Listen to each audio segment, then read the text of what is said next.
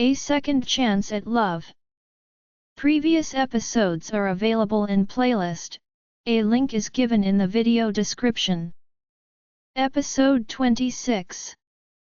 Daddy. Estella ran into Lucian's arms the moment she saw him. She was charmed by his striking appearance. Lucian squatted down to hug Estella and held her up while looking at Roxanne in front of him. Roxanne had on only simple makeup and was wearing a white princess dress. Her long hair was pulled up and secured by a tiny crystal crown. Her eyes seemed to sparkle, and she looked dazzling. Roxanne smiled at him faintly when she met his eyes, and he couldn't turn away. Archie and Benny were standing behind Roxanne quietly as they looked at Lucian before them, imagining how they would look like when they grew up. Although they didn't like him, they couldn't deny how handsome Lucian was. Will we be as handsome as him in the future? Let's go inside. Lucian broke the silence and turned to lead the way. Roxanne nodded slightly and walked behind him along with Archie and Benny. The anniversary celebration had yet to begin. The children and their parents, who had already done their makeup, were looking around the kindergarten. The theme of the anniversary celebration was fairy tales, so the entire kindergarten was decorated such that it resembled the places in fairy tales. At first glance, Roxanne thought she had walked into a fairy tale world. When they first walked into the kindergarten, they first entered a world of snow and ice. Lucian got out of his car calmly when he saw them getting out of the vehicle. Instead of doing his makeup, Lucian had only changed into his costume and styled his hair. There was also a brilliant-looking sword attached to the waist of his costume which made him look like a prince from a fairy tale. Archie, Benny, and Estella were dumbfounded by his appearance. There were pumpkin lanterns everywhere and several pumpkin carriages by the roadside. One of them had a glass shoe on it. As they walked further into the kindergarten, they saw a colorful candy house.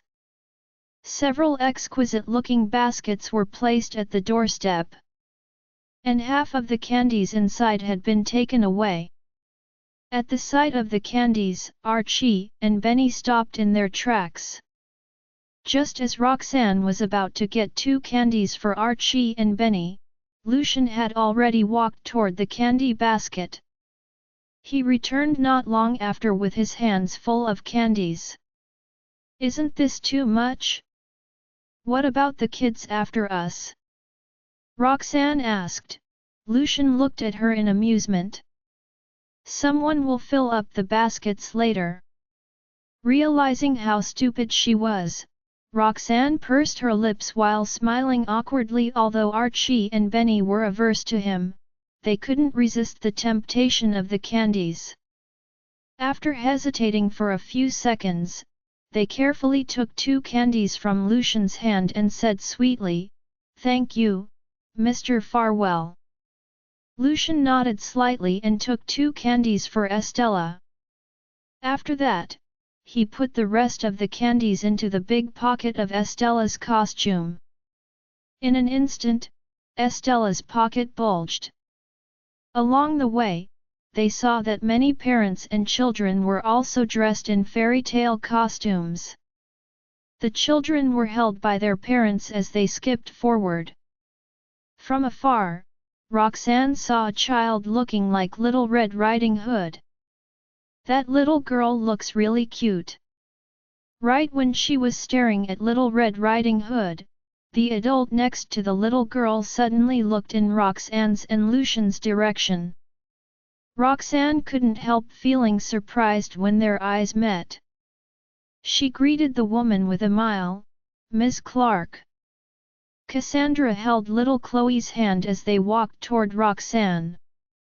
The former was stunned when she saw Roxanne, Archie, and Benny. "Ms. Jarvis, you're really beautiful today." Archie and Benny look really adorable too. Roxanne smiled. Chloe, who was holding onto Cassandra's hand, suddenly saw that Archie and Benny were eating something. She asked curiously. Archie, Benny, what are you two eating? Candy. Archie and Benny opened their mouths to show her. After that, they touched their pockets and looked at Chloe apologetically. We've finished ours. Otherwise, we could have shared two with you. The disappointment was written all over Chloe's face when she heard that. Roxanne's heart softened when she saw how sad Chloe looked. She remembered the candies inside Estella's pocket and called out to Estella, "Essie, can you give 2 candies to Chloe?" Estella turned at the sound of Roxanne's voice and nodded, trying to take a few candies from her pocket.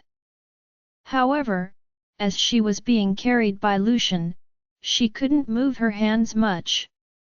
Besides, the pocket of the costume was deep. After trying for a long time and still couldn't reach the candies, she looked at Lucian for help. Lucian did not seem to notice Estella's movements at all as he continued moving forward. There I was wondering who the cute little Red Riding Hood was. I can't believe it's Chloe. Cassandra's role was Grandma Wolf, so she had dressed up like an old lady on purpose. As a result, Chloe looked even more energetic and adorable by her side. The kindergarten gave her a good cloak. When Cassandra spoke, she subconsciously glanced at Lucian walking in front of her. Lucian had walked forward without looking at her at all. Chloe looked at Estella pitifully. After she waited a long time for the candy and couldn't see any, her face fell even more. Roxanne was in a dilemma. If I called out to Lucian, he'd definitely give Chloe the candy, but we would look too intimate in front of Ms. Clark. But poor Chloe. Upon deliberation, Roxanne called out to the man in front of her, "Mr. Farwell, could you help Essie with the candies?" Hearing that, Lucian stopped in his tracks. Everyone behind him became nervous all of a sudden. A few seconds later, Lucian had a few colorful candies in his hand. He walked toward Chloe and asked the latter to open her palm. Lucian's aura frightened Chloe. Chloe tried to stretch out her hands a few times, but she didn't dare to. Yet, her eyes were filled with longing for the candies. Naturally, Cassandra was embarrassed to take the candies straight from Lucian's hands. At that moment, the atmosphere was somewhat awkward. Roxanne noticed the awkwardness in the air. After a short moment of hesitation, she walked toward Lucian and took the candies from his hand. Then she squatted down and took Chloe's hand. "Here are some candies for you, Little Red Riding Hood," she said softly. Chloe's eyes gradually lit up. "Thank you, Ms. Jarvis." Roxanne smiled. Afterward, she turned sideways to remind Chloe, "Don't forget to thank Mr. Farwell too. He's the one who gave you the candies." Looking at Lucian, Chloe became timid again. She mumbled, "Thank you, Mr. Farwell." Lucian nodded slightly in response, then glanced at Roxanne, who was still squatting down with a meaningful look before turning around and walking forward. Seeing that Lucian had walked some distance away from them, Cassandra asked cautiously, "Ms. Jarvis, are you close to Mr. Farwell?" Roxanne was taken aback when she heard that. She tried to stay calm as she explained. "Essie gets along well with my boys, so I interact with Mr. Farwell more than you guys. That's probably why we look a little close." Cassandra nodded understandingly with a smile. Mr. Farwell and Estella have never participated in events like these, not to mention performing in fancy costumes, because of Estella. Thanks to you, Archie, and Benny, or we may not have had the chance to be blessed with such a wonderful sight. Indeed. Ever since Archie and Benny appeared, Estella had started accepting group activities and playing with other kids. Roxanne's heart softened when she thought of Estella, and she didn't deny what Cassandra said. Roxanne and Cassandra chatted all the way to the hall of the kindergarten. The hall was also filled with fairy tale-like decorations, and the seats were occupied by children and parents. Pippa was waiting at the entrance. She saw Lucian first and greeted him politely.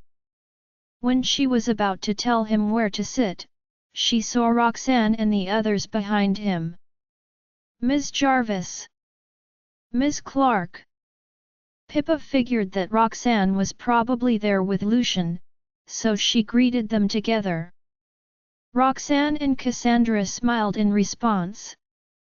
Did you help your children to do their makeup? They're so adorable. Pippa couldn't help but exclaim in awe when she saw Archie, Benny, Estella, and Chloe. Although she was well aware of her students' good looks, only when the children were dressed up as fairy tale characters during the anniversary celebration did she realize how beautiful they were. The children beamed when they heard Pippa's compliments. Our class will be sitting at the front. Please make your way there. Pippa pointed them to their seats. They nodded and walked forward. As they walked down the aisle while making their way to their seats, Roxanne could feel everyone's eyes on them. The crowd was stunned by the scene. Although everyone present had dressed up as characters in fairy tales, Roxanne and Lucian looked like a princess and a prince, while Archie, Benny, and Estella had the elegance of royalty. Roxanne and the others were used to being stared at by others. Despite being stared at, they continued to make their way to their seats with straight faces. Archie, Benny, and Estella sat between Roxanne and Lucian. They looked like a family soon. The anniversary celebration began. One fairy tale after another was presented on the stage. The kindergarten had indeed put a lot of effort into the anniversary celebration. The stage design was highly realistic, which made the fairy tale look even more vivid and lifelike. Archie, Benny, and Estella were exceptionally drawn to many of the performances because the stories were new to them. They teared up when the little match girl froze and died on the streets, and they covered their eyes out of fear when they saw Grandma Wolf from the Little Red Riding Hood. The three looked pitiful because of the change of emotions on their faces. Roxanne's emotions were stirred up a little too, but when she saw how funny they looked, she couldn't help but feel amused. Mommy! When the play was about Pinocchio, Benny cautiously tugged Roxanne's sleeve. Roxanne lowered her gaze and looked at Benny. Benny was anxiously touching his nose as he asked in a muffled voice, "Will my nose really get longer if I lie?" Hearing that, Roxanne chuckled softly. Benny's eyes were filled with confusion. Roxanne didn't expect him to ask that question. He's usually intelligent, and computer programming isn't even complex for him. I can't believe he actually believes in things like this. However, when she saw how nervous he looked, she couldn't help teasing him. She smiled and said with certainty, "That's right. Look at Pinocchio's nose." Benny pouted and turned to Archie and Estella to check his nose. No one knew what he said to Estella. But when she heard what he said, she couldn't stop giggling as she covered her mouth. When Roxanne saw the little ones whispering to one another, she was full of smiles. It was dimly lit below the stage. Lucian could feel the children smiling beside him. Feeling curious, he gazed in their direction. The three children were whispering to each other about who knows what with secretive looks on their faces. Every so often, they would cover their mouths to muffle out their soft giggles. From beside them, Roxanne was looking at the children with a gentle smile on her face. It was quite a tender moment. However, the moment her eyes met Lucian's, her loving smile turned stiff ever so slightly. Roxanne lowered her gaze and composed herself before turning her face away so that Lucian could only see her side profile. Lucian's gaze darkened. With his brows knitted tightly together, he, too, turned his gaze away. They were the last ones to perform. When the second last performance was about to come to an end, Lucian and Roxanne directed the children backstage and got ready to perform. They had thought the children would feel at least a little nervous, as it was their first time performing in front of an audience. Unexpectedly, the three children were buzzing with excitement. A huge grin hung on their faces as their eyes shone in delight, much to Roxanne's relief. After the host introduced them, Roxanne led the children on stage. The first few scenes were flawless. Everything was exactly as they had rehearsed. As they carried out the scene, the children showed no signs of stage fright. In fact, they were far more confident than all the other children. Roxanne could even hear the audible gasps of the audience. When it was Estella's turn, the crowd erupted with applause the moment her childish voice rang out as she recited her first line. Everyone was aware of Estella's condition. She was even known as Little Mute in the outside world. At that moment, when they heard Estella speak so fluently with their own ears, they were both surprised and overjoyed. Likewise, the memory of her first encounter with Estella surfaced in Roxanne's mind. She recalled how shy Estella had been when they first met and how the former would not even say a single word. Roxanne looked at the tiny silhouette standing on stage at that moment, her heart swelling with emotions and pride when she saw Estella performing with such confidence in front of so many people. Before long, it was time for the scene where the princess pricked her finger on the spinning wheel and fell into a deep sleep. When the curtains rose, Roxanne was lying quietly still on an exquisitely crafted wooden bed. Her long locks, which were originally held in place by a tiara, were now hanging loosely over the bed, fully exposing her perfect side profile to the audience.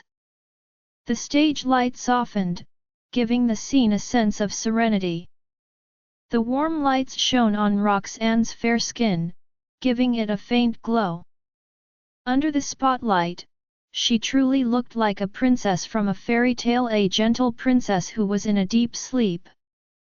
When the curtains rose again, Lucian and Estella appeared on the stage. The crowd watched on as the two stared each other down. Lucian had a tall build and long legs. He was wearing a form-fitting night costume and was holding a sparkling sword in his hand, showcasing the nobleness of his character. On the other hand, Estella was glaring menacingly at Lucian. Her stance indicated that she was about to lunge at him. The pair pretended to fight, throwing fake punches and kicks at each other before Estella ultimately fell to the ground, defeated. Once the girl lay down on the ground, Lucian made his way backstage in huge strides. The curtains closed gently. When it reopened, only the prince and the sleeping princess were left on stage. At the sight of the two of them in the same scene, the crowd fell silent. The scene was so breathtaking that the audience almost did not want to move for fear that any motion would disrupt the atmosphere. On stage, the prince stood by the wooden bed and gazed at the sleeping princess lovingly. With the sword in one hand, Lucian held the headboard with his other hand and slowly leaned in. The distance between the two beautiful side profiles got closer and closer. By then, the crowd had held their breath. Their eyes were brimming with anticipation. As Roxanne lay still on the bed, she could feel Lucian's breath inching closer and closer to her face. Roxanne was stunned. Lucian seemed to have decided that she would not make a fuss on stage. He kept her lips on hers for a full 3 seconds before slowly moving away and straightening his posture. Roxanne quietly clenched her fists to calm herself down and stop herself from losing control in front of the audience. Her eyelids fluttered gently before she slowly opened her eyes. As Lucian stood by her side, a small smile appeared on his lips. However, all traces of the smile vanished into thin air the moment she looked over at him. At an angle where the audience could not see her face, Roxanne allowed herself to frown slightly before getting down from the bed. For the rest of the play, Roxanne had no idea how she managed to keep her composure. The sudden kiss by Lucian had completely wrecked her mind, leaving it in a pile of chaos. Only when the children led her to the edge of the stage by her hand did Roxanne manage to snap out of her daze. Recollecting herself, Roxanne gave the audience a bow. Thunderous applause rang out from below the stage. Even though they had rehearsed that very scene twice, Roxanne could still feel her heart rate picking up as the scene played out at that moment. On top of her nervousness, Roxanne could vaguely sense that Lucian did not turn away as rehearsed. Instinctively, Roxanne's brows twitched. However, at the thought of the audience below the stage, she forced herself to maintain a calm complexion and resisted the urge to open her eyes and see what was happening. In the next second, she felt something warm and gentle on her lips. The audience was completely mesmerized by the fantastical ambient of the scene, and no one noticed whether the kiss was real or fake. All they knew was that the scene was undeniably beautiful. Listening to the thunderous applause below the stage, Roxanne fluttered about, then quickly walked off the stage and returned to her seat. "Ms. Jarvis, the two of you were absolutely stunning!" Cassandra exclaimed from behind. Roxanne had finally calmed herself down slightly. However, when she heard Cassandra's comment, Roxanne's mind went berserk once again. The warmth of Lucian's kiss still lingered on her lips. Tossing an apologetic look at Cassandra, Roxanne excused herself. "Sorry, I'm feeling a little unwell. I think I need some fresh air. Please excuse me. Do you need me to come with you?" Cassandra offered with concern. Before she could hear what Cassandra was saying, Roxanne had already turned to leave. The host was giving concluding remarks on the stage. Archie and Benny glanced over in the direction Roxanne had just left. Looking worried, they wanted to chase after her. They had clearly seen what had happened on stage. They knew that Lucian had not followed through with what they had rehearsed and had kissed Roxanne for real. They concluded that Roxanne's sudden weird attitude was because of Lucian's kiss. Just as Archie and Benny stood up, however, a tall figure stood in front of them, preventing them from advancing any further. Lowering his gaze, Lucian looked at the two boys. "You boys stay here. I'll go see how she's doing." With that, Lucian bent down and pressed Archie and Benny into their seats before turning to chase after Roxanne. Outside the hall, Roxanne was sitting quietly on the slide in the small playground. Her mind was a complete mess. The kiss Lucian had given her a moment ago still burned in her brain. No matter how hard she tried, she could not shake away the memory. Back when they were still rehearsing for the play, Roxanne had tried to skip the final scene between her and Lucian. However, Lucian had convinced her that rehearsing the scene would allow him to fake the kiss more convincingly so that she would comply, and she had naively believed in him. Yet little did she expect Lucian to actually kiss her even after all those days of rehearsing. At that moment, Roxanne felt her head going blank. If it weren't for the fact that there was an audience watching them, Roxanne did not know how she would have reacted. Also, Lucian's expression when I opened my eyes was. Roxanne closed her eyes in concentration as she dug through the images in her brain hoping to catch a glimpse of Lucian's expression at that moment. But no matter how hard she tried, she could not remember. Lucian's expression seemed to be natural, so natural that it was as though that was how the scene was supposed to go. Roxanne started to wonder if the kiss was just an illusion. At that thought, Roxanne touched her lips absent-mindedly. The kiss was real. Nonetheless, she could not wrap her head around the meaning behind Lucian's kiss. Or could it be that the kiss was just an accident, and I'm just overthinking this? Just as the thoughts ran wildly in her head, a tall figure approached her slowly. Still lost in thought, Roxanne was completely oblivious to the approaching figure.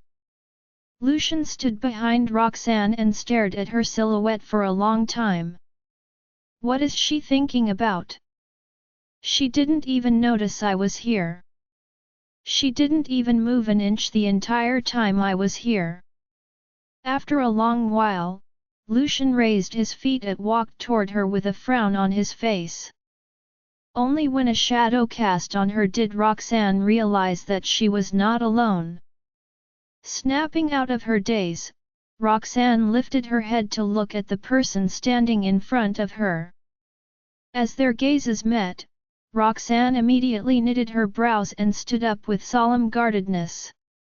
She took a few steps back, increasing the distance between them.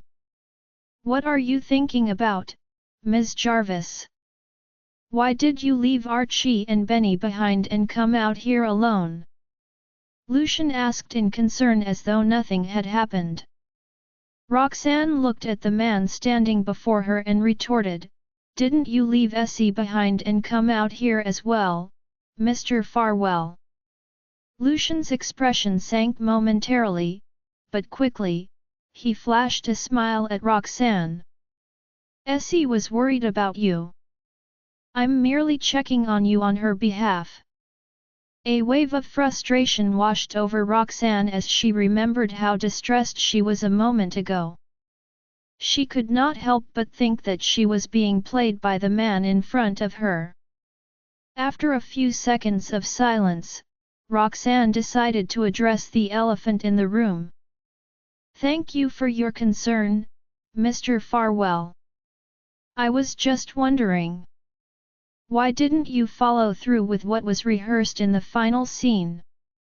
The moment she spoke those words, Roxanne noticed Lucian arching his eyebrows slightly. He looked as though he was surprised. Roxanne was filled with confusion. "You felt that?" Roxanne scrunched up her face, immediately confirming that the kiss was not just a figment of her imagination. Lucian had truly kissed her in front of an audience. Did the audience see that? If they did. Lucian has a fiancée, and almost every parent in the kindergarten knows about it. Yet, he still kissed me in front of everyone. Roxanne was perplexed and dumbfounded. She had no clue as to what Lucian was thinking. Moreover, she did not know what the audience was thinking when they saw the scene. Panic surged in Roxanne's heart as she imagined all the possible responses of the audience. For a brief moment, she lost control of her emotions. "Did you think I was actually asleep, Mr. Farwell? So, pray tell, why didn't you follow what we had rehearsed when all those people were watching?" Lucian took in Roxanne's panicked expression, and his gaze darkened. "Looks like it bothers you a lot, Ms. Jarvis." Roxanne stared at him incredulously. "It does. In fact, it bothers me greatly. So please, Mr. Farwell, I would like a reasonable explanation."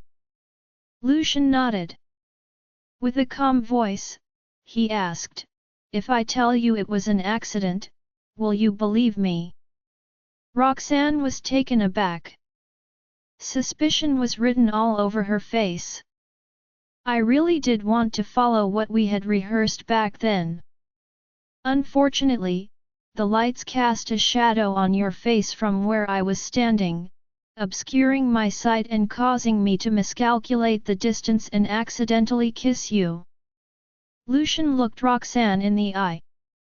"I was just as shocked as you are when that happened, Ms. Jarvis. But since you did not seem to have much reaction, I carried on. I didn't expect you to mind so much." In other words, he was saying that Roxanne had allowed him to continue that kiss. Roxanne stared at him in disbelief. Not only did she find his explanation hilarious, but she also thought it was downright absurd. "Pray tell, Mr. Farwell. How should I have reacted back then for you to know that I mind?" There were so many pairs of eyes below the stage. Did he expect me to ignore the script and push him away forcefully? Lucian mulled over it in silence. After a while, he answered matter-of-factly, "To be honest, even I have no idea how you should have reacted back then. However, it's all in the past. There's no need for us to keep discussing it." Once again, Roxanne found his words ridiculous. Her expression darkened even more. He had kissed her in front of so many people, yet now he was telling her that there was no need for them to discuss it since it had all passed. He made it seem as though she was the one overreacting. At the sight of Roxanne's anger, Lucian stated seriously, "Whether you believe it or not, the kiss truly was an accident. Besides, I have no reason to kiss you." When she heard that, she felt as though someone had put away the fire burning in her heart. Even though she did not want to believe it, she had to admit that Lucian was telling the truth. He had no reason to kiss her. After all, Aubrey was the one Lucian had always been in love with for all those years. The two of them were even engaged. He would not have left Aubrey alone and done something that could cause so many misunderstandings in front of a crowd. However, the more Roxanne followed that train of thought, the more upset she was at herself. That's the reality. Why was I overthinking about it just now? I must have made a fool of myself in front of Lucian. Laughing softly at her own absurdity, Roxanne lowered her head. Meanwhile, Lucian had mistaken her silence for anger. After a moment of silence, he smiled. "I've come out here to apologize to you. If you're so bothered by the fact that I stole a kiss from you, you can steal one from me." Cocking an eyebrow, he added, "I promise I won't move."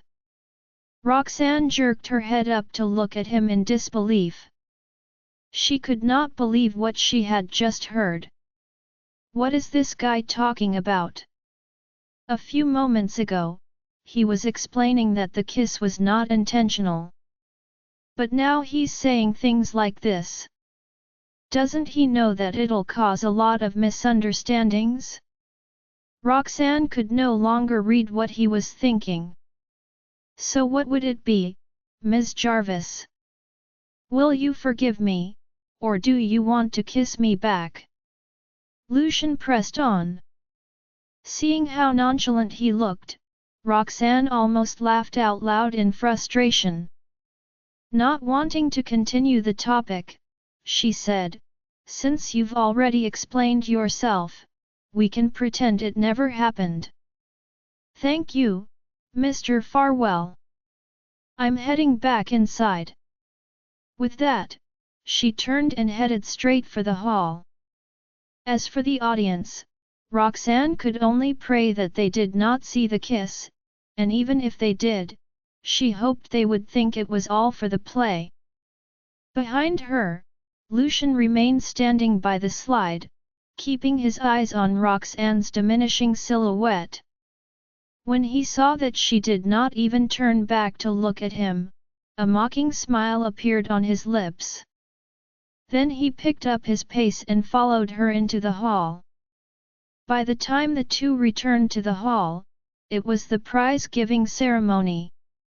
When the three children saw them entering the hall, their eyes lit up with excitement. "Mommy, we won first place!" Benny immediately whispered in Roxanne's ears the moment she sat down. With a smile, Roxanne reached out and rubbed Benny's head. "Thanks to all your hard work. All of you were amazing." Benny puffed out his chest in pride.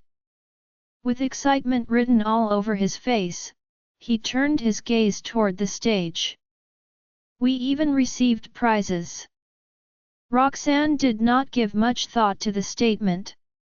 Thinking that the prizes would be toys for the children, she merely smiled and waited with the rest of them.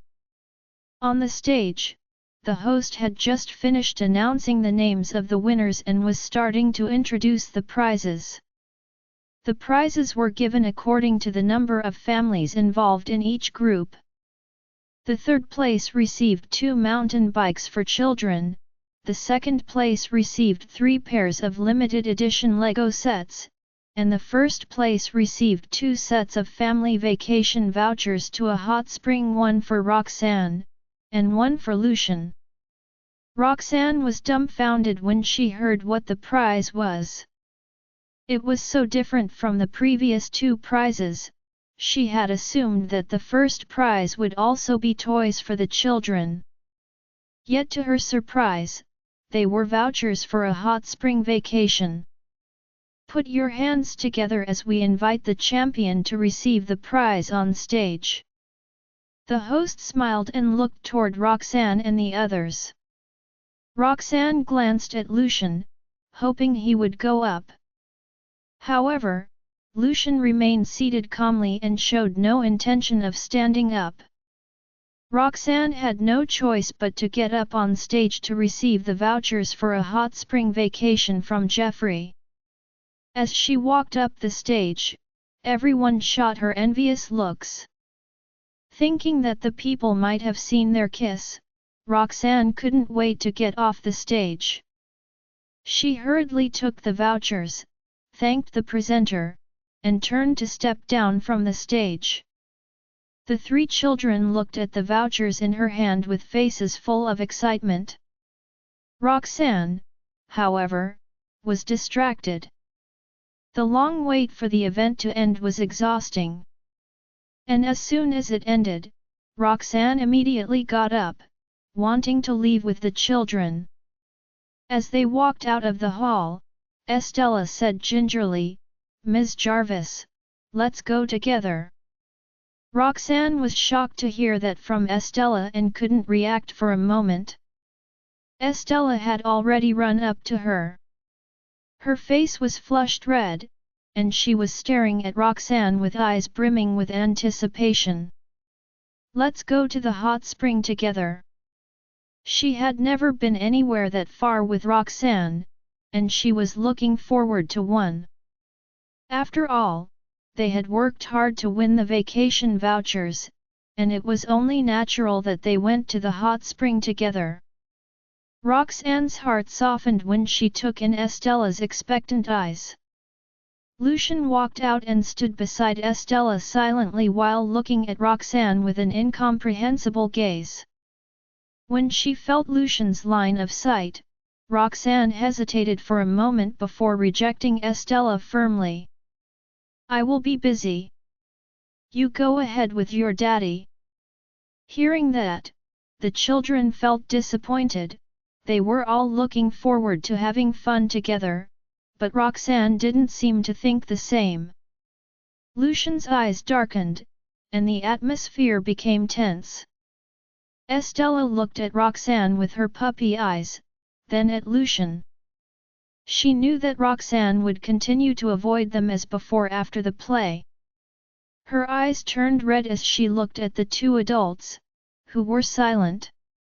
Having spent time with Roxanne and the boys during this time, she felt even more reluctant to part ways with them. She didn't want Roxanne to avoid them again. At that thought, Estella grabbed the corner of Roxanne's clothes and pouted. "Ms. Jarvis." Looking at Estella's sorrowful look, Archie and Benny exchanged glances and felt sorry for her. "Mommy, let's go with Essie." Roxanne's heart was in turmoil. She raised her head and looked at Lucian, who was in front of her. Lucian frowned and said coldly, "Ms. Jarvis, if you don't want to go with me, I can stay, but you'll have to take care of Essie." Roxanne was slightly taken aback by Lucian's statement. Estella turned around, grabbed the corner of Roxanne's clothes with one hand and Lucian's with the other, and choked out, "Together." She was about to break into tears. Roxanne's heart ached. She gritted her teeth and remained silent for a few seconds. "Don't cry, Essie. I'll go with you." As she spoke, she reached out and patted Estella's head. Estella was still skeptical about it. Roxanne had no other choice but to look at Lucian and ask, "When will you be free, Mr. Farwell?" When Estella saw Roxanne confirming a date with Lucian, she knew that Roxanne had agreed to go together. And her face lit up with excitement. Although there were still some tears in her eyes, she was smiling brightly. Seeing that the children were so excited, Roxanne felt relieved and looked at Lucian indifferently. Lucian said in a deep voice, "How about next weekend? Will you be free, Ms. Jarvis?" Roxanne nodded, and the two didn't say anything more. After bidding Estella goodbye, Roxanne took Archie and Benny back home. On the way home, the children called out to Roxanne, "Mommy." Roxanne had yet to get over the incident during the play. When she heard the children's voices, she took a few seconds to respond. "What's wrong?" Benny was about to speak, but feeling a little timid, he looked at Archie. Meeting Benny's eyes, Archie nodded and asked, "Mommy, do you not want to go on a vacation with Mr. Farwell?" Having witnessed the kiss and noticed Roxanne's hesitation, they could more or less guess her thoughts. Roxanne didn't know how to respond. Hence, she asked in return, "Why would you say so?" Archie and Benny looked at each other, and Archie answered, "You've been avoiding Mr. Farwell, and you promised to only chauffeur us until the end of the anniversary celebration. Is that not because you want to stay away from Mr. Farwell? When Essie invited us, you were hesitant as well." Roxanne looked at the children in the back seat through the rearview mirror and felt distressed. They could not have been any more naive when they were watching the play earlier, yet now they were so clever. Before she could speak, Benny added, "Mommy, your nose will grow longer if you tell lies."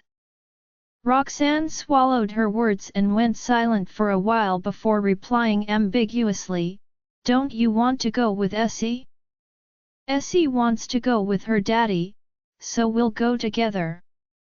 When they heard her answer, they finally understood. Mommy didn't answer us directly. She must not want to be with Daddy. Mommy will most likely continue to avoid Daddy in the future. If that happens, Essie will not see Mommy again. At that thought, the boys secretly came to a decision. They wanted to treat Estella better and let her spend more time with Roxanne during the vacation. Roxanne was oblivious to their plan. However, she was glad that they weren't asking any more questions. Back at the mansion, Lissa had already prepared dinner and was waiting for them to come home. Lissa welcomed their return with a smile. "How was the play today?" Roxanne, who had finally put the play behind her, became moody again when Lissa brought up the topic. Archie and Benny glanced at Roxanne cautiously, knowing that she was disturbed by the kiss on the stage. Seeing that they did not answer for a long time, Lissa asked in concern, "What's wrong? Did it not go well?" With that, she noticed the contorted expression on their faces. Just as she wanted to comfort them, the boys beamed. "We won the first prize." Lissa couldn't help but feel puzzled when she heard the children. They won the first prize, but what's with their expressions? Roxanne, especially, seemed a little unhappy. Afraid that Lissa would ask about the play again, the children quickly pushed her to the living room. "Ms. Lane, we're hungry." Meanwhile, while Lucian and Estella were on their way back, Estella had mixed feelings written all over her face. She was happy that Roxanne could go on the hot spring vacation with them. However, Roxanne's attitude gave her the impression that she would definitely avoid them as she had before. When she thought of that, she began to feel sad. Naturally, Lucian, too, thought of Roxanne's attitude after that, and his face turned cold. Estella was utterly depressed when they returned to the manor. During dinner, she would glance at Lucian from time to time, hoping he would say something. After all, Roxanne's intention was to avoid Lucian. There was even a hint of resentment in Estella's eyes. When he finally noticed Estella's gaze, Lucian raised his eyebrows and put some food on her plate. The resentment that Estella had in her eyes turned to confusion. "Essie, why do you want Ms. Jarvis to go on the hot spring vacation together?" Lucian asked in a deep voice. Estella pursed her lips and said seriously, "I want to be with Ms. Jarvis." Lucian nodded in acknowledgement. He thought of Estella's performance in the past few days and smiled. "Then do you want to be closer with Ms. Jarvis?" Without hesitation, Estella answered loudly, "Yes." "Then you'll sleep with Ms. Jarvis during the hot spring vacation. Are you okay with that?" Lucian looked at Estella. Lissa quickly nodded and led them to the dining room. Estella nodded eagerly. Roxanne smelled great and pleasant. Also, she would tell Estella bedtime stories. She was Estella's favorited person to sleep with. However, Estella was suspicious when Lucian said that. "But can one? Ms. Jarvis. Ms. Jarvis only agreed to come along to the hot spring because she pitied me. She clearly wants to stay away from Daddy and only rehearsed because she had no choice. She'll probably still keep her distance from us this time." Lucian could tell Estella's concerns and smiled reassuringly. Ms. Jarvis likes you a lot. As long as you ask, she won't refuse. Estella tilted her head in confusion. When I invited Ms. Jarvis, she only agreed to come when I was about to cry. Lucian's eyes turned dark. He continued to explain, Ms. Jarvis just doesn't like being with me. If it's just you, she will definitely say yes. Estella nodded obediently, indicating that she would tell Roxanne. However, she still had some concerns. Daddy, will Ms. Jarvis ignore us after the hot spring vacation?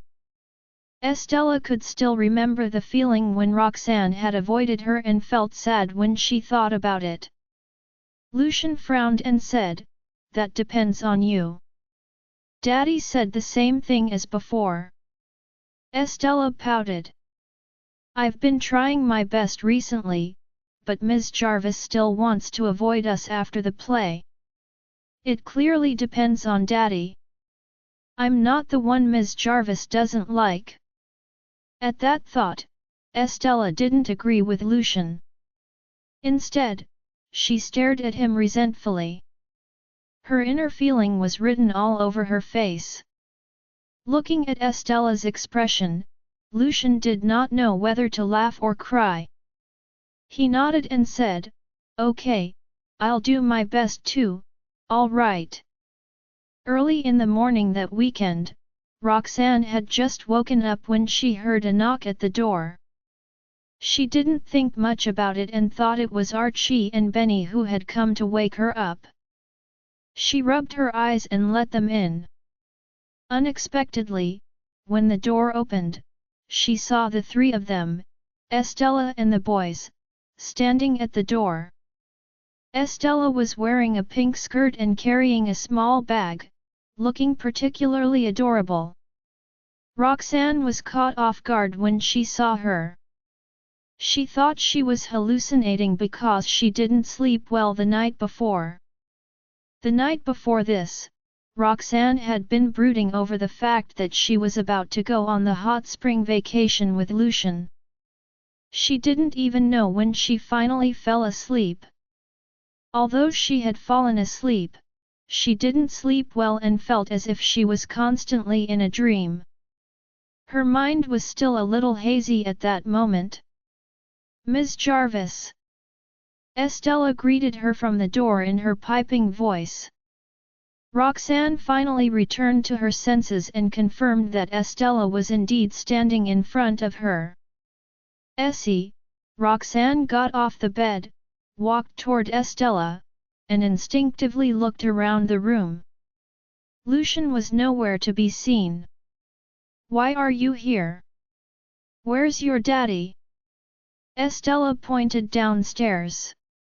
He's waiting downstairs. Roxanne's face turned a little red. They had agreed to go to the hot springs together, yet she had only just woken up when Lucian had already arrived. Only then did Estella nod in satisfaction. Given anyone else, they would definitely feel embarrassed about it.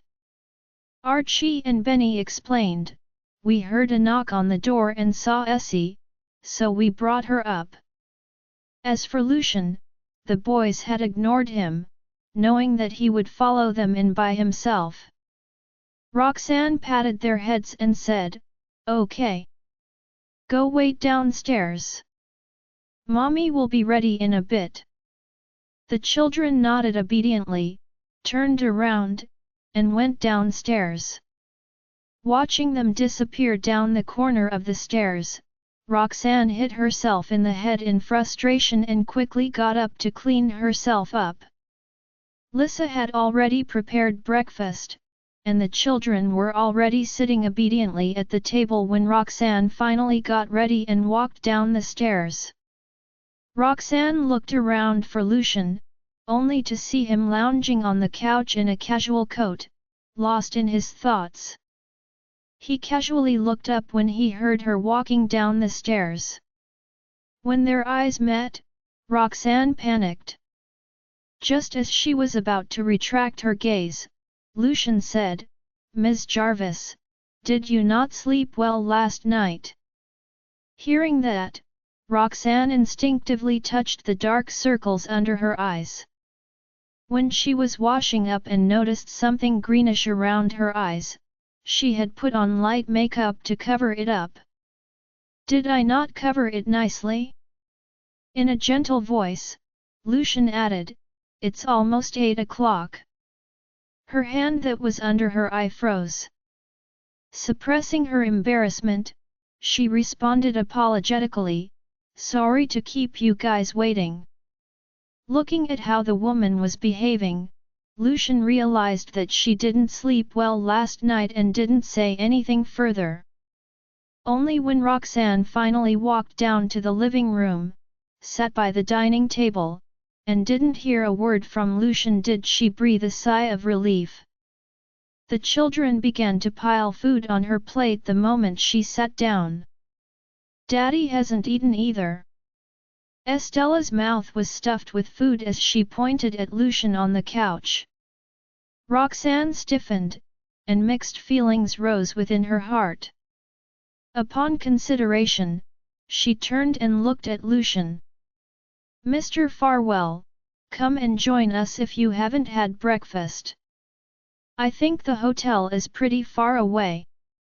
"Why, thank you, Ms. Jarvis," Lucian responded to her invitation and got up unhurriedly. Lissa quickly prepared the cutleries for him and placed them opposite Roxanne. After having a simple breakfast, they walked out of the house to the car and began their journey.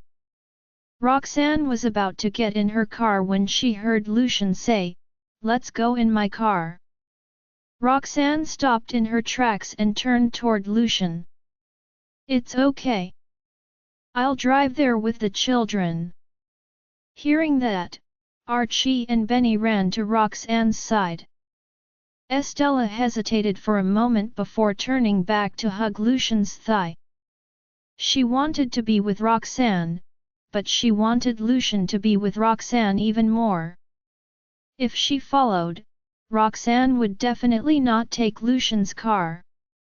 Looking at the sensible Estella, Lucian raised his eyebrows discreetly and patted her head. Then, he said to Roxanne, "I think Essie wants to be with Archie and Benny too." Seeing that Estella was eating with them, Roxanne asked with concern, "Essie, did you not eat in the morning?" Estella nodded meekly. She had been so excited to see Roxanne that she had urged Lucian to rush over as soon as she had gotten out of bed.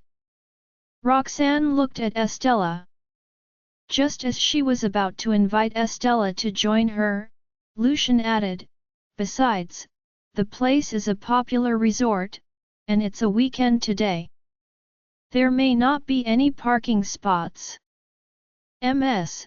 Jarvis," Estella gave Roxanne a pitiful look. Roxanne's hair melted, and she agreed. "Well, we have agreed to go together. There's no need to bother about such details." Roxanne took the children to Lucian's car and wondered if she should take the back seat with the children.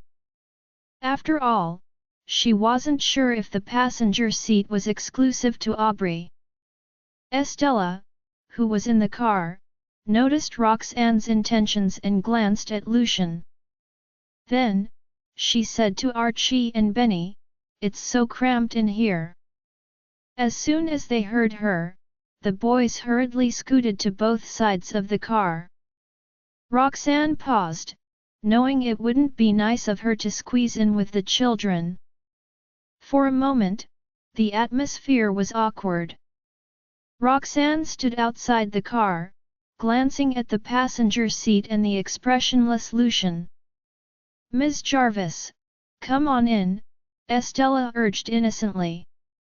Roxanne forced a smile and nodded, then moved to the passenger seat and opened the door. "Can I sit here?"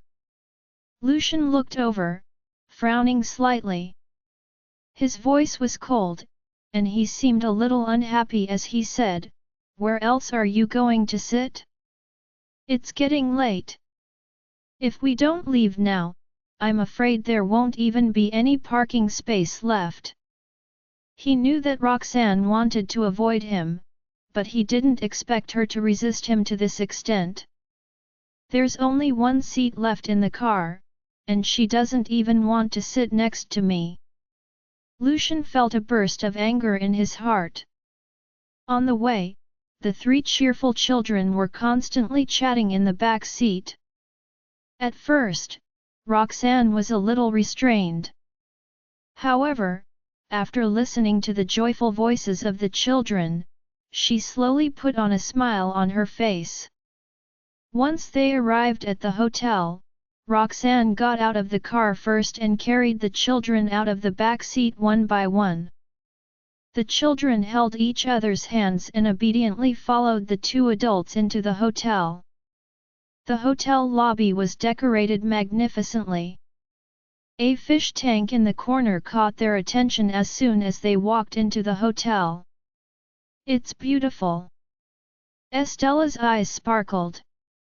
Roxanne followed her gaze, only to see a few tropical fish swimming in a colorful and eye-catching fish tank. "Let's go and have a look." Archie and Benny wanted to satisfy Estella's wish, so they led her to the fish tank. Looking at the children running around happily, Roxanne lifted her head to look at the man at the side. Lucian frowned and said in a deep voice, "You go with them. I'll get the rooms." Roxanne hesitated for a moment before finally nodding her head. Then, she went after the children. With a straight face, Lucian walked up to the front desk. Roxanne, however, thought he was angry because she was wasting too much time, so she hurriedly got into the passenger seat. As soon as she fastened her seat belt, he slowly started the car and drove toward the resort. Roxanne caught up with the children and watched as they pointed at the fish in the fish tank. She felt gratified and couldn't help but take out her phone and snap a picture of the children with the tropical fishes. In the photo, the three children were smiling brightly, looking very innocent. Roxanne looked at the photos on her phone and couldn't help chuckling. Then she stepped forward and stood behind them quietly. "Look, Mommy, they're kissing." Benny pointed at a pair of pink fish and looked back at Roxanne in excitement. Roxanne looked over and saw a pair of kissing fish swimming together intimately. It was Benny's first time seeing this kind of fish, and he was amazed. "Mommy, what kind of fish is this?" Roxanne introduced the fish to them and said, "If you like them, we can raise some at home, but you have to take care of them." The children nodded fervently. After looking at the fish for a while, they turned around reluctantly. When Roxanne led them to the front desk, the children kept looking back at the fish tank as they walked. Seeing that Lucian was still standing at the front desk and frowning as if he had encountered a problem, Roxanne quickened her pace, walked up to him, and asked, "Have you not booked the rooms?" Lucian nodded slightly and gestured for her to look at the staff at the front desk. "Hello, because of the peak season, there's only one presidential suite available in the hotel. Would you like to take it?" the staff asked as she looked at Roxanne respectfully. Roxanne was stunned, and she couldn't help but stare at Lucian. How can there be such a coincidence? However, Lucian's stern expression made it difficult for her to suspect that he had anything to do with this matter. She had no choice but to believe that it was indeed a coincidence. "I'm very sorry. If you had arrived 10 minutes earlier, we would have 2 presidential suites available. There's only one left now," the staff said apologetically. Let's take this one, Lucian said. Of course, he was asking for Roxanne's opinion. Roxanne looked back at him with eyes filled with hesitation. After all, the reason they couldn't get another room was mainly because of her. However, the thought of being in the same room with Lucian was somewhat unacceptable to Roxanne. Or we could come back next week? Roxanne asked hesitantly. Your vouchers are limited for a period of time. If you don't use them this week, they will be voided. Roxanne's eyes trembled, and she looked troubled. Just when she was at a loss, Estella carefully tugged the hem of her clothes and said, Ms. Jarvis. She looked up at her expectantly. Roxanne's heart wavered. Meanwhile, although Archie and Benny wanted to play with Estella, they knew that Roxanne might not be comfortable staying in the same room as Lucian. Hence, they stood quietly and waited for her to make her decision. Lucian noticed her hesitation and frowned. I asked. The presidential suite is a duplex. There are rooms upstairs and downstairs. If you're not used to it, we can just stay separately. As he finished, he looked down at Estella. Estella immediately understood and nodded vigorously. We'll sleep upstairs, and Daddy will sleep downstairs. Hearing that, Roxanne felt a sudden sense of guilt. She felt it was because of her they couldn't get another room. The staff chimed in as well. Our presidential suite's well soundproofed. You won't disturb each other. It's like having separate rooms. Your vouchers also include the price of the accommodation, so you can experience staying in our presidential suite for free. I highly recommend that you take the presidential suite. After listening to them, Roxanne could only purse her lips and agree. Not knowing what Roxanne was feeling at that moment, Archie and Benny looked at each other with mixed feelings. Estella, on the other hand, was filled with excitement. She looked at Lucian with glistening eyes. Lucian patted her head and asked the staff to check them in.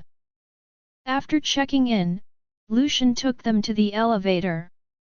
As they got into the elevator, the staff at the front desk heaved a sigh of relief and wiped the cold sweat off her head. Since the day she started her job, she had been told that Farwell Group owned the hotel. Therefore, when she saw Lucian at first glance, she immediately recognized him as the owner of the hotel. Although there were still vacant rooms in the hotel, Lucian had hinted to her to tell Roxanne that only a presidential suite was left available. Hence, she could only comply with his wishes. Evidently, Lucian wanted to convince Roxanne to stay with him, and she could only help him to persuade her. Fortunately, she didn't make any mistakes, and Roxanne decided to stay in the end. Lucian took Roxanne and the 3 children to their room. The presidential suite was on the top floor. The entrance was facing the elevator directly, which made it look extremely luxurious. Although the children were young, they had seen a lot. Even so, they were amazed as soon as they pushed open the door to the presidential suite. The decoration in the presidential suite was grand. There was a floor-to-ceiling window, and they could see the view of the mountains in the distance. Lucian knew Roxanne was uneasy about his presence, so he went straight to the couch and quietly read his emails right after he entered the room. Roxanne was playing with the children when a few knocks on the door grabbed her attention. She got up and went to get the door. When she pulled the door open, she saw 2 waiters pushing a cart, and beside them stood a man who seemed to be the manager. The man was looking at her respectfully. Roxanne was puzzled about the crowd outside her door since they did not order any room service. She instinctively turned to glance at the man sitting quietly on the couch. "Good afternoon. I'm the manager of the hotel, and this is the lunch included in your vouchers. Enjoy your meal," the manager said with a courteous smile. Comprehension dawned on Roxanne. She immediately thanked the manager and stood aside to let the waiters push the cart into the room. Roxanne called the children over to have lunch after the waiters had set up the table. Lucian, however, was still seated on the couch, going through his emails with a deadpan expression. Upon deliberation, Roxanne went up to him and said, "Mr. Farwell, come and have lunch with us." Lucian lifted his head at her invitation. She got up from the couch and sat beside Estella at the table. With Estella sitting between them, Roxanne didn't feel as uncomfortable. However, recalling that their outing was to accompany the children, she didn't want to be a wet blanket. Hence, she suppressed the uneasiness within her and focused on the children. "Eat, Ms. Jarvis." Estella clumsily speared some of the food and placed them on Roxanne's and Lucian's plates with a bright smile. Roxanne stood behind the children, looking at their backs and the breathtaking scenery. The sight of such a heartwarming scene made her feel inexplicably relaxed. Seeing her enthusiasm, Roxanne couldn't help but giggle. "Thank you, Essie. But you don't have to look after me. You should eat more instead." Estella's body had always been weak, and Roxanne was worried. Estella nodded obediently, then flashed Roxanne a toothy smile. "I'll eat." "You eat too, Ms. Jarvis." Roxanne ruffled Estella's hair with a chuckle. Archie and Benny followed suit by scooping food for Roxanne and Estella. They even advised Estella, saying, "You can only grow taller if you eat more." Estella nodded obediently. The atmosphere among the quartet was harmonious. Lucian, on the other hand, was like a stranger at the table. Noticing the man's silence, Roxanne hesitated for a while before scooping some food onto his plate. "Thank you for bringing us here this morning, Mr. Farwell." Since they came together, Roxanne didn't want to spoil the mood. There was a flicker in Lucian's eyes, and he smiled at Roxanne. "Don't worry about it. I should thank you for agreeing to share a room with us, Ms. Jarvis. Otherwise, Essie would have been disappointed." Estella nodded at the cue. Roxanne smiled faintly in response to Lucian's words. Archie and Benny looked at Roxanne, then at Lucian, confused. "Mommy doesn't like Daddy, no? Why did she scoop some food for Daddy, then? Were we wrong about Mommy hating Daddy?" They exchanged glances and scooped some food for Roxanne and Lucian after a brief hesitation. After that, they cautiously looked at Lucian from the corner of their eyes. Seeing that, Lucian arched his brow in surprise and said, "Thank you." After lunch, the children made a fuss about going out to play. Roxanne knew staying in the hotel room was boring for them, so she agreed to take them out. The resort they stayed at was famous in Harrington. Roxanne didn't forget to grab a travel booklet when they passed by the front desk. The children were fighting to look at it. Roxanne gave them the booklet and left them to decide on the destination. "Let's visit the marine park." The children were still mulling over the options when Lucian's deep voice sounded from behind them. Roxanne and the children were stunned by the sudden suggestion. It was the first time Lucian had spoken since morning, and it was to give them suggestions on where to go. Roxanne snapped out of her daze and eyed Lucian in confusion. Meeting her gaze, Lucian said casually, "I've been here before. The marine park is a good place for them to visit. Don't they like looking at fish?" Roxanne was stunned again. So he noticed the children admiring the fish in the fish tank when he went to the front desk to reserve the room this morning? Lucian looked down at the children, waiting for them to decide silently. The children flipped through the booklet and turned to the page with information about the marine park. After a short discussion, the children came to a decision. "Let's visit the marine park, then." Roxanne agreed and brought the children to the marine park. As the resort was right by the beach, the size of the marine park was massive and so was its fish collection. The children had an affinity for anything colorful. They were so amazed at the fish in the viewing area that they couldn't bring themselves to walk away. Estella's eyes sparkled as she watched the beluga whales swimming in the water through the glass. Hoping to feel the elegant creature, she touched the glass with her fingers. As though the beluga whales could sense her intention, they swam to her side when they saw her fingers. Suddenly, 3 beluga whales were swimming in front of her. Estella's eyes brightened, and she couldn't help plastering her face to the glass.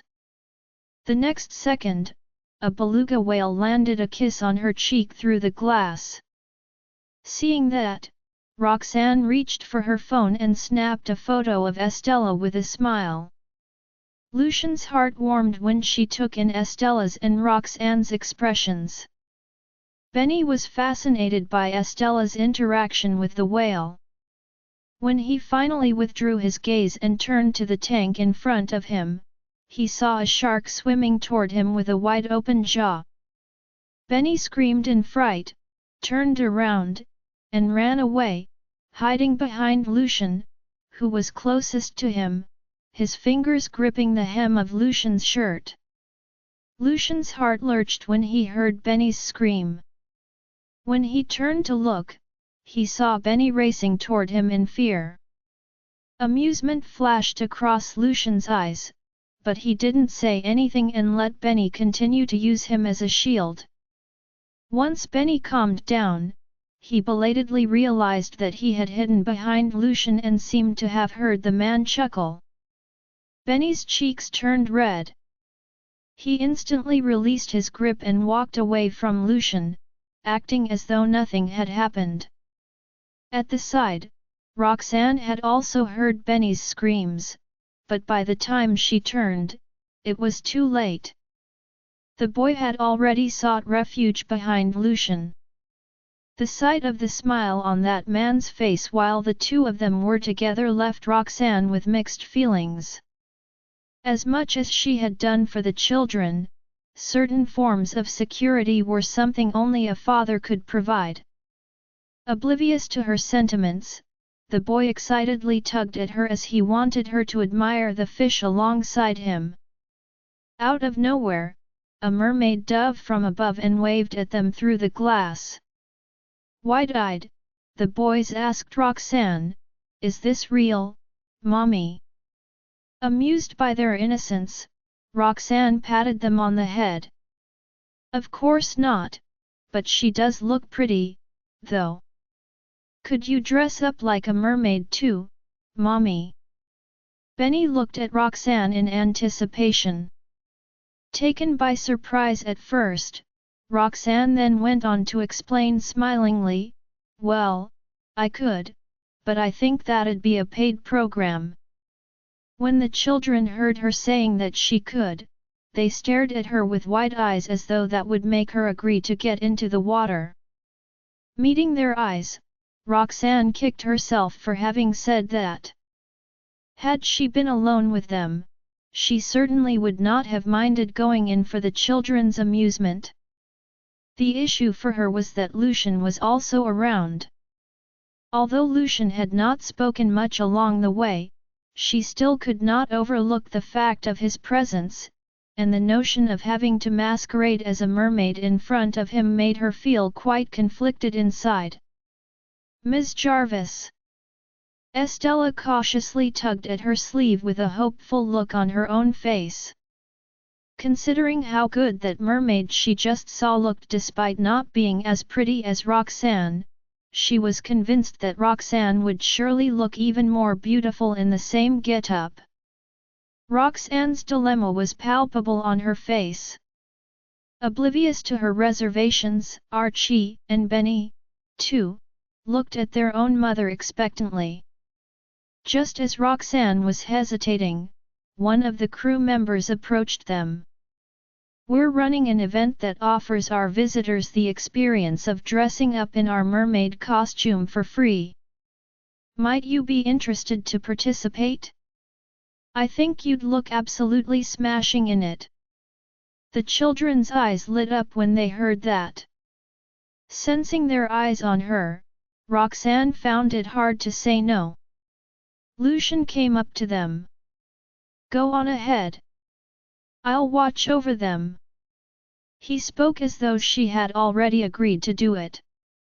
Seeing how Roxanne remained unresponsive to Lucian's words for some time, the crew member took her silence for consent and went on to half-nudge her toward the changing room.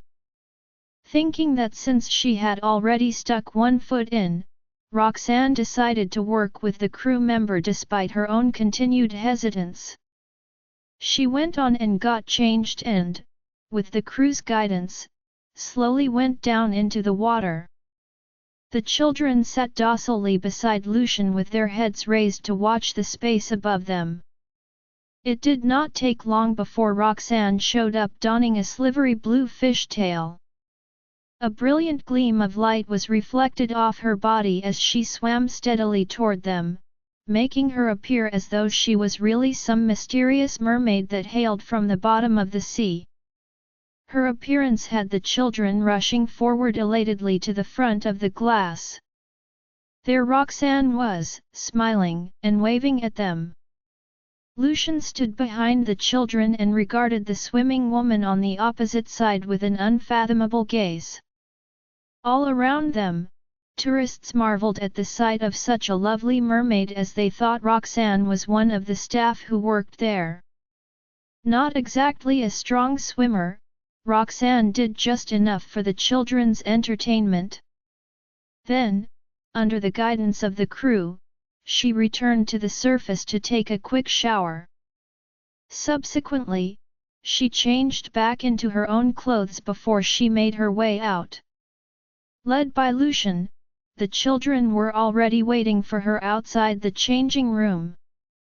Once they caught sight of her, they eagerly jumped at her, exclaiming, "You looked so nice just now, Mommy." Mesmerized, Estella looked fixedly at Roxanne. A genial Roxanne patted her children's heads. "Thank you for your compliments, darlings. You looked very lovely indeed." Lucian's low voice rang out next to her ear.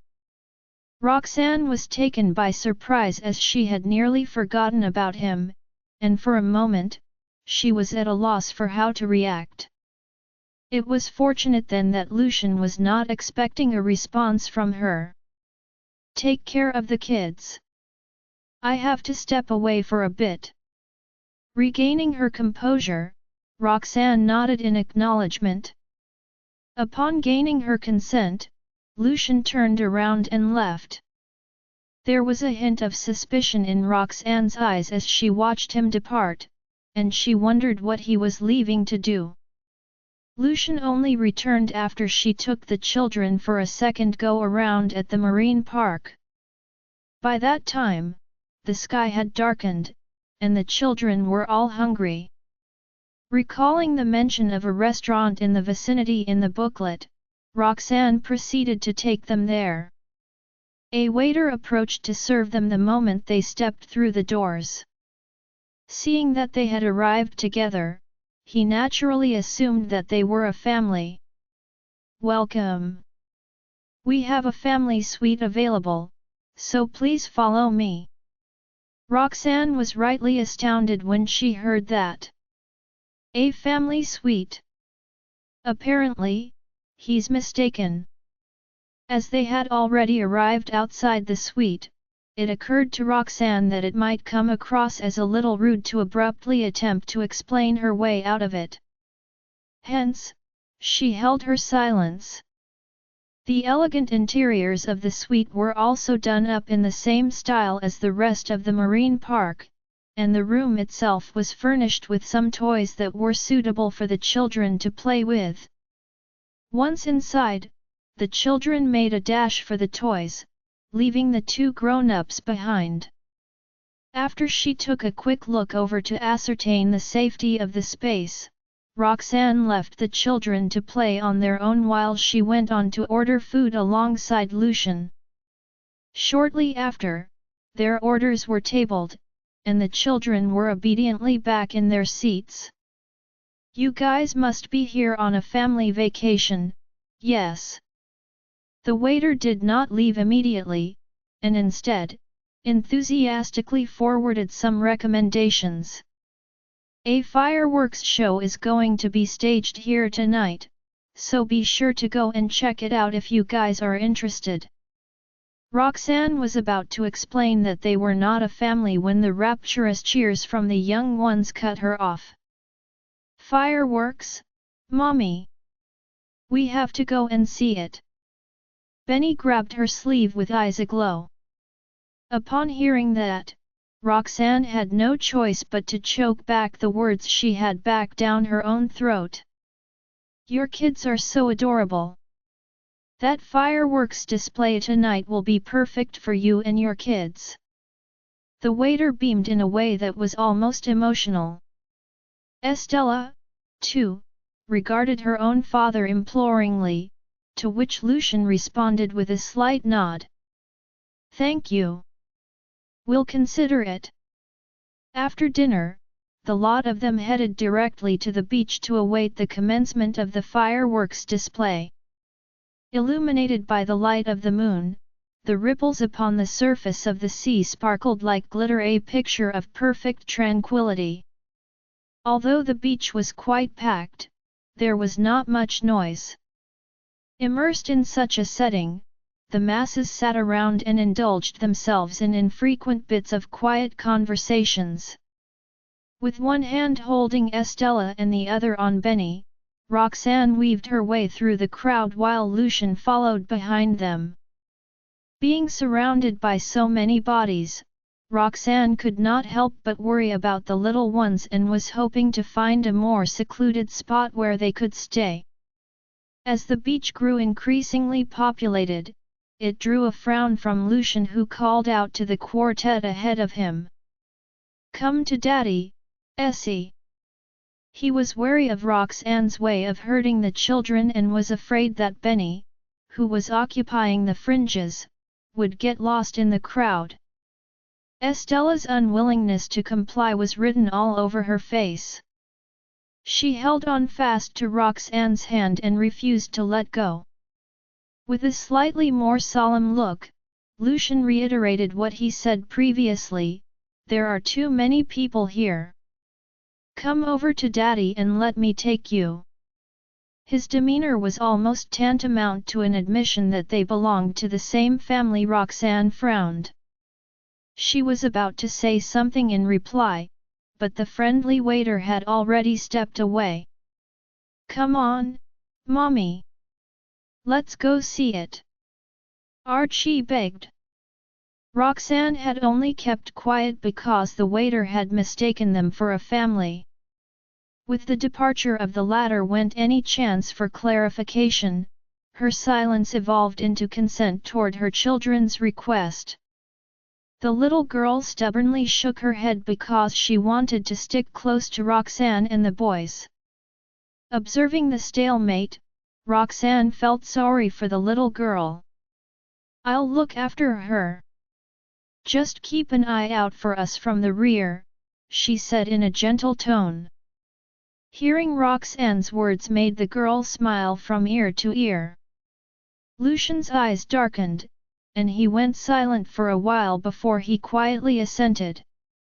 En route, Lucian kept pace with the four in front of him.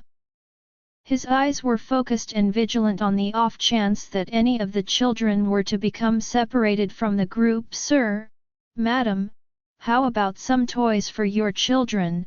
said a toy vendor who came up to them to hawk his wares. Forced to stop, Roxanne politely declined, "No, thank you." With that, she tried to guide the children around him, but the persistent vendor went on to impede their advancement from the front. Having both hands tied down by the children and surrounded by so many people around them, Roxanne could not be expected to free up her hands to make payment. Hence, the irate woman could only turn him down.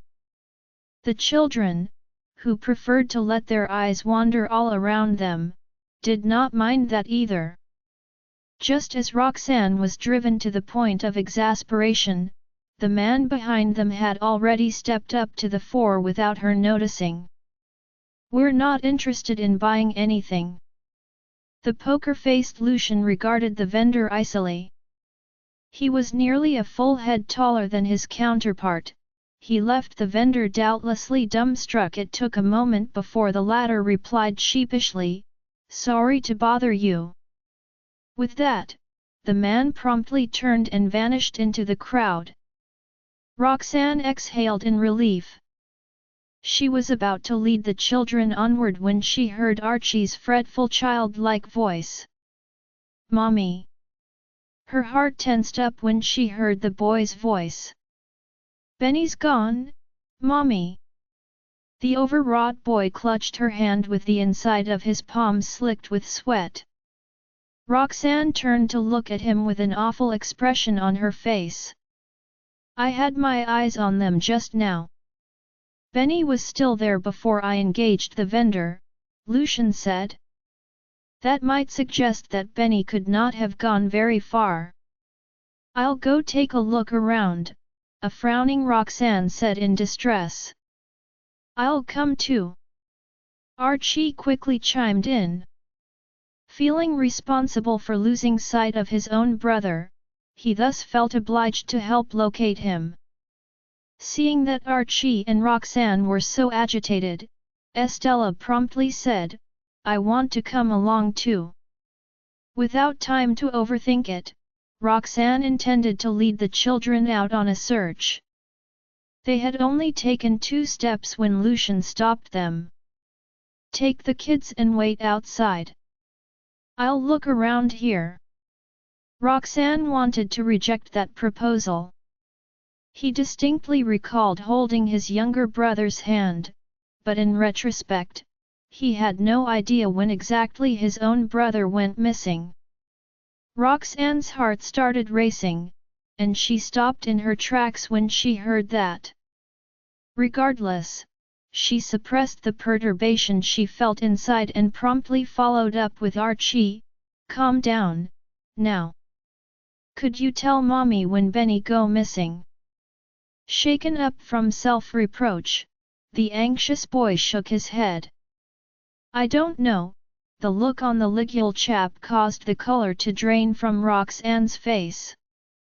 "I think that might have happened during the time I was talking to that man back there," came Lucian's voice from beside her. "Benny has already gone missing, and it's crowded here. Surely you don't want Archie and Essie to get lost as well, do you?" Lucian regarded her in earnest. Hearing that made Roxanne hesitate. With his deep voice, Lucian offered some words of consolation. "It's quite costly to holiday at this resort, so you can be sure that no one here will harbor designs on your boy. We need only to worry about whether Benny will be able to take care of himself." Roxanne lowered her gaze in a bid to calm herself before she gave Lucian an affirmative nod. "Please help me find him." Lucian acknowledged her before turning around to wade into the crowd, whereas Roxanne squeezed her way out with the children in tow. Does Benny have his watch on, Mommy? Reminded Archie when they arrived somewhere with fewer people around. Roxanne lowered her eyes to regard the boy who pointed at the watch around his own wrist. Those watches that each brother possessed could pinpoint their own location via GPS. Roxanne became deeply annoyed with herself that in her disquietude, she had allowed such an important matter to slip her mind. When she recovered her composure, she immediately pulled out her phone to track her younger son's position. After a series of operations, she saw that the positional marker indicated that the watch was inside the hotel and had not moved an inch since. Benny did not put it on when we came out today because he was apparently too lazy. Staring at the red marker on the screen, Roxanne could not prevent her own eyes from reddening. It was the first time something of that sort had happened since Benny was raised in her care. Despite Lucian's assurances that there would not likely be anyone with criminal intent against children present there, Roxanne could not repress her own worries. Benny must be so afraid to be separated from us. Seeing that his own mother was on the verge of tears, Archie bowed his head in contrite. I'm so sorry, Mommy. It's my fault for failing to take care of Benny. Looking down at Archie beside her, Roxanne suppressed the uneasiness she felt inside and patted the boy's head reassuringly. It's not your fault. It's mine. I'm the one who failed to take care of you guys. She would never have allowed the children to be brought into such a crowded area had she known any better. But at that point, it was too late for regrets. Estella was very worried about Benny as well. Seeing Roxanne and Archie feeling so down, the girl blinked and lightly tugged at the corner of Roxanne's top. Roxanne turned to look, only to see a concerned-looking Estella stand with her arms spread wide. "Hug me, Ms. Jarvis." Roxanne felt her heart ache. She squatted down and pulled both kids into her arms, tears welling up in her eyes. "Don't be sad, Ms. Jarvis, Daddy will find Benny." Estella did her utmost to try to comfort Roxanne. Patting Estella on the head, Roxanne quietly nodded, for she feared that she might sound nasal if she tried to speak. Lucian's face gradually turned grim, as he could not locate Benny after searching the crowd alone. Although he was certain no one there would harbor ill intent toward Benny, he could not help feeling worried at that moment. "Sir," the toy vendor shuffled over again. Upon seeing Lucian's face, the vendor stopped talking abruptly. Inexplicably, he felt that the aura enveloping Lucian's body was immensely intimidating, as if Lucian was about to swallow him whole. Upon regaining his senses, the vendor cleared his throat and attempted to leave as if nothing had happened. However, just as he turned on his heel, a large hand seized his shoulder. Needless to say, that hand belonged to Lucian. The vendor's heart trembled. He carefully turned his head around. "Sir, how may I help you?" Lucian stared at him coldly. Benny would not have gone missing if it wasn't for this person's sudden appearance. The vendor developed goosebumps all over his body under Lucian's intense gaze, and he could do nothing but wait for Lucian to speak. "When you tried to sell us the toys earlier, did you see where the little boy on the far side went?" Lucian questioned him coolly. The vendor trembled uncontrollably after hearing that. He replied in a quavering voice, "And no, I didn't see where he went." Lucian's gaze darkened. His voice sounded more stern than before. "You can get lost now. Don't ever think of reappearing in this resort." With that, Lucian strode away without waiting for the vendor to say anything. The vendor slowly returned to his senses. He was frightened by Lucian's words but did not take them seriously. After all, Lucian looked no different from a tourist. He wondered who Lucian was to decide whether he could reappear at the resort or not. With that thought in his mind, he turned around, wanting to approach the rest of the crowd to sell his toys. Just then, a series of footsteps sounded behind him. The next second, a large hand clasped his shoulder. "Excuse me. Our boss said that you are not welcome here." A man's voice reverberated beside the vendor's ears. Before the vendor could make sense of the turns of events, he was already being dragged away from the beach. After Lucian's subordinates were done dealing with the vendor, they hastily dispersed themselves among the crowd to resume their search for Benny. Earlier, they had received instructions from their superior informing them of the owner of the resort's dissatisfaction with that place. The first issue was the vendor's presence, which disrupted the peace at the resort.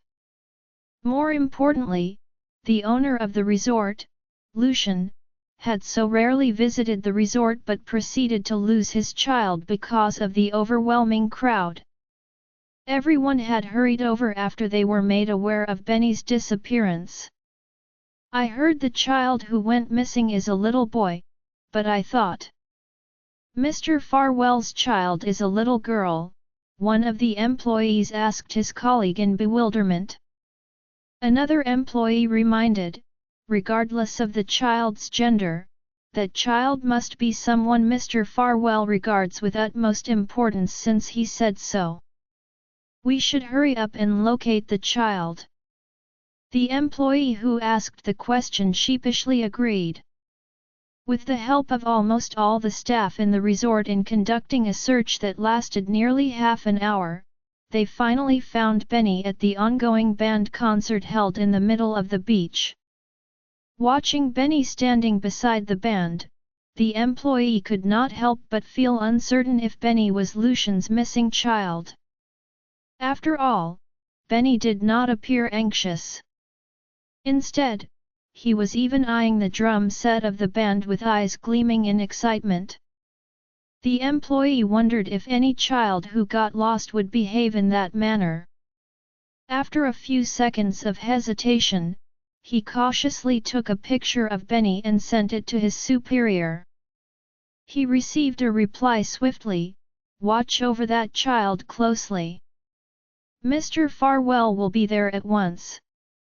Meanwhile, Roxanne was getting impatient after waiting for a long time with Archie and Estella.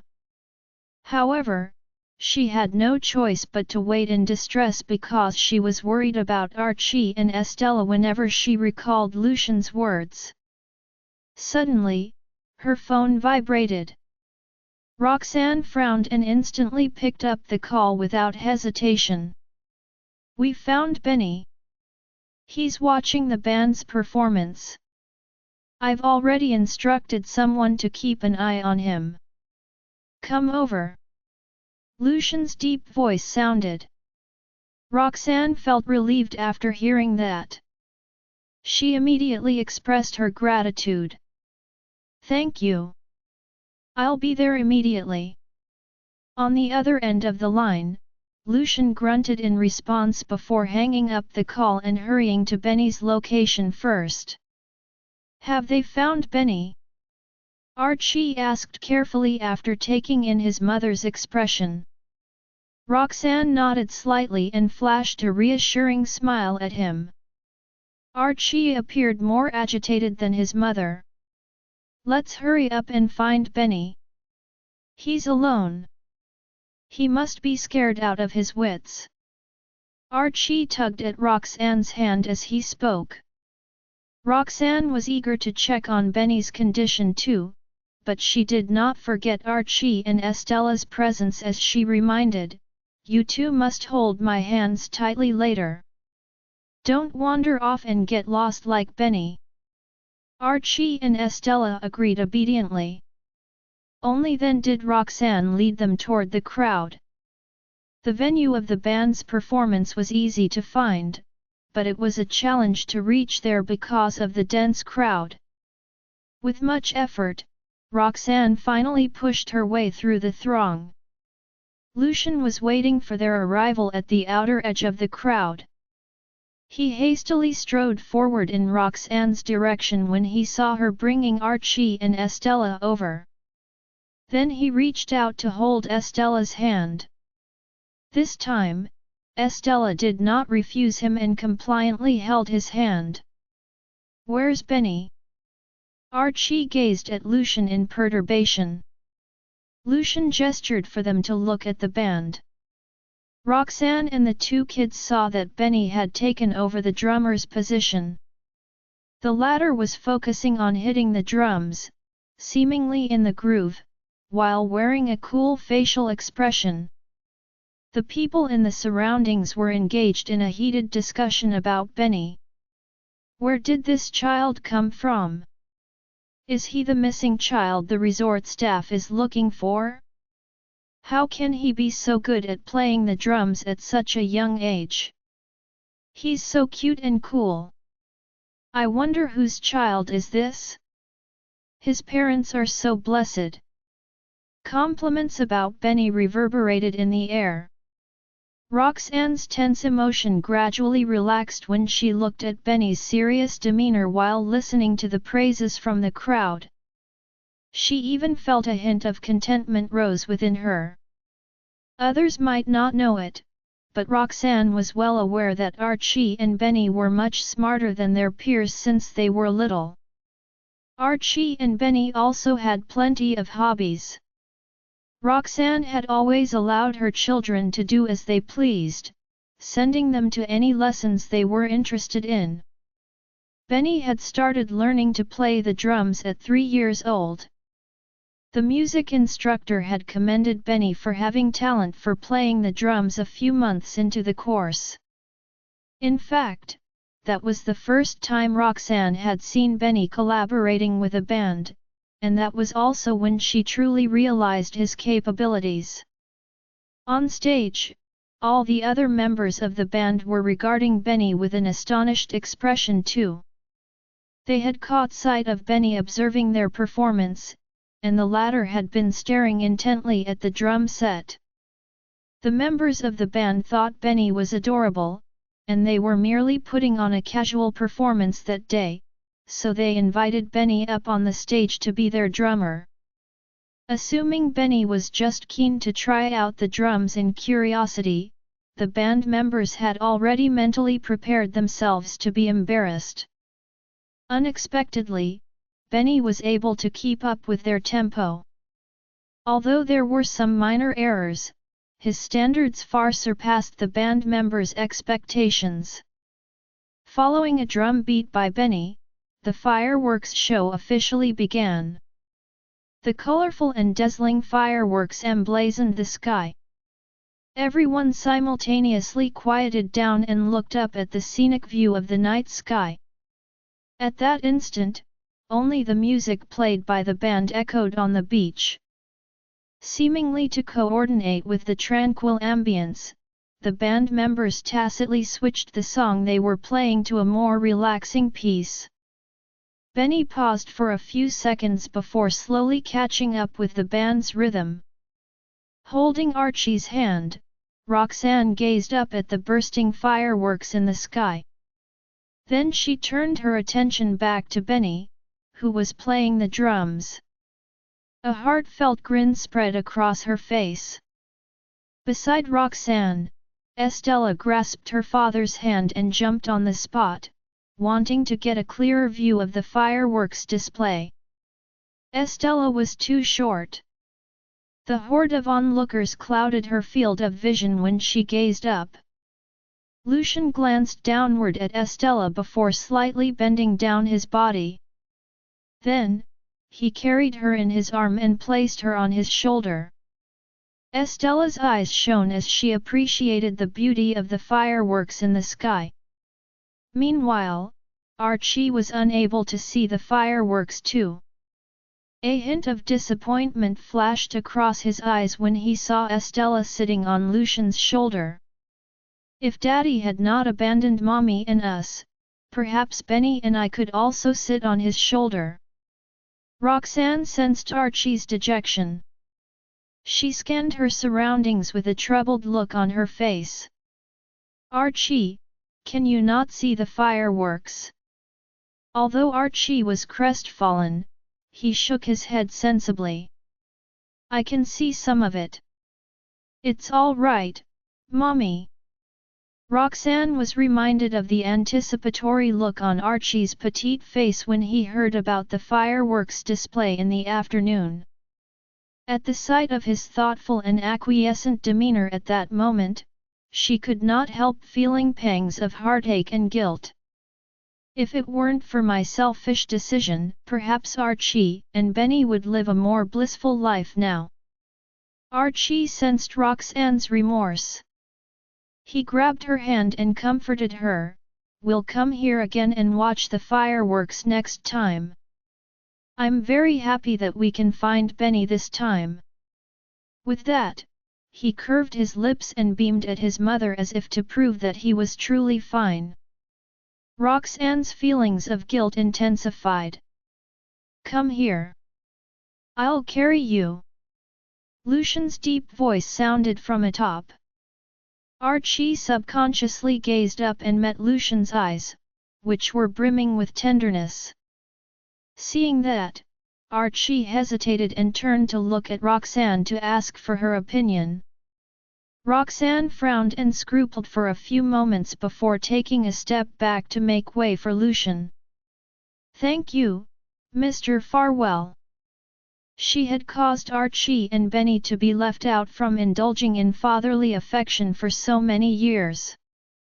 Although they had yet to realize their relationship with Lucian, Roxanne could not bring herself to deprive Archie and Benny of the opportunity to enjoy paternal love anymore. Archie's eyes gleamed when he saw his mother agreeing. Still, he hesitated when he looked at Lucian.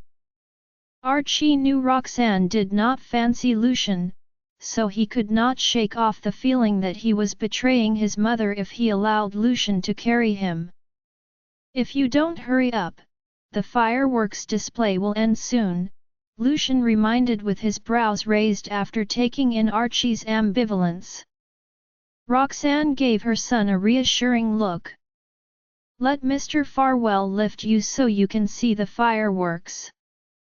Join our Facebook and WhatsApp group for more updates, link is given in description. Rest audiobook will be continued in next episode.